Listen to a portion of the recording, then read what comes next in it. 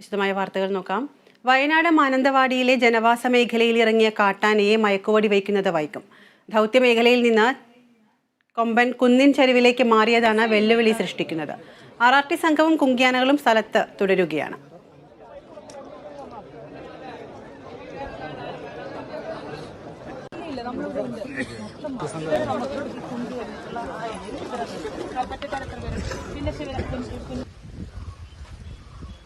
വിവരങ്ങളുമായി CV ഷിബു ചേരുന്നുണ്ട്.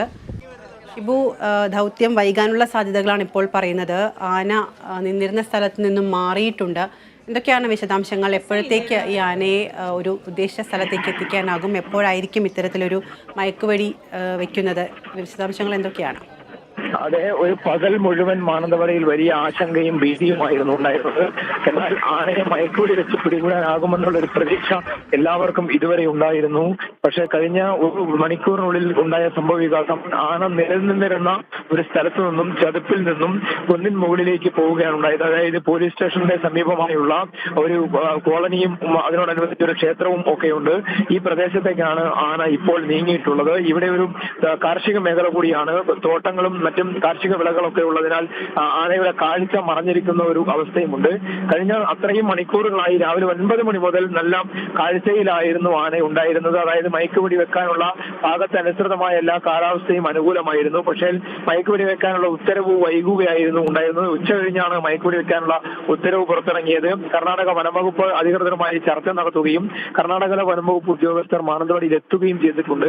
മയക്കുവെടി വെച്ച് പിടികൂടിയാൽ ഉടൻ കർണാടകയിലേക്ക് കൊണ്ടുപോകാനുള്ള ഒരുക്കങ്ങളെല്ലാം നടന്നിരുന്നു. കുങ്കിയാനകളും സ്ഥലത്തുണ്ടായിരുന്നു. RRT അംഗങ്ങളുണ്ടായിരുന്നു. ഡോക്ടർ അജേഷ് മോഹൻദാസിന്റെ നേതൃത്വത്തിലുള്ള വെറ്റിനറി സർജനും സംഘവും ഉണ്ടായിരുന്നു. പക്ഷേ ഇപ്പോൾ കാഴ്ച മറയുന്ന രീതിയിലേക്ക് ആന ചതുപ്പ് കുന്നിന് മുകളിലേക്ക് കയറുന്നതാണ് ഇപ്പോൾ ഈ ായിട്ടുള്ളത്. അതുകൊണ്ട് ആശങ്ക എല്ലാവർക്കും.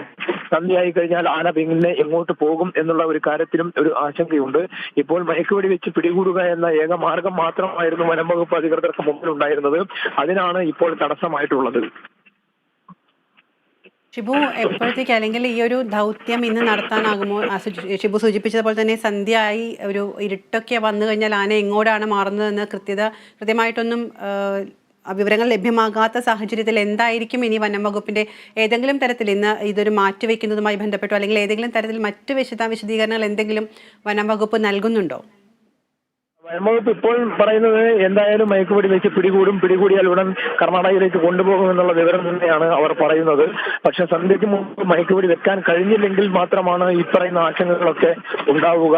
ഏതായാലും ഇപ്പോൾ ഉള്ള സ്ഥലത്തു നിന്ന് ആന മാറിയാൽ മാത്രമേ ഇപ്പോഴത്തെ സാഹചര്യത്തിൽ മയക്കുവെടി വെക്കാൻ സാധിക്കൂ. കാരണം ഇപ്പോൾ ഒരു കാഴ്ച മറഞ്ഞ സ്ഥിതിയിലാണ് ആനയുള്ളത്. വനപാലകർക്കും ഈ മയക്കുവെടി വെക്കാനുള്ള ദൗത്യ സംഘത്തിനും കാഴ്ചാ പരിധിയിനുള്ളിലല്ല ഇപ്പോൾ ആനയുള്ളത്.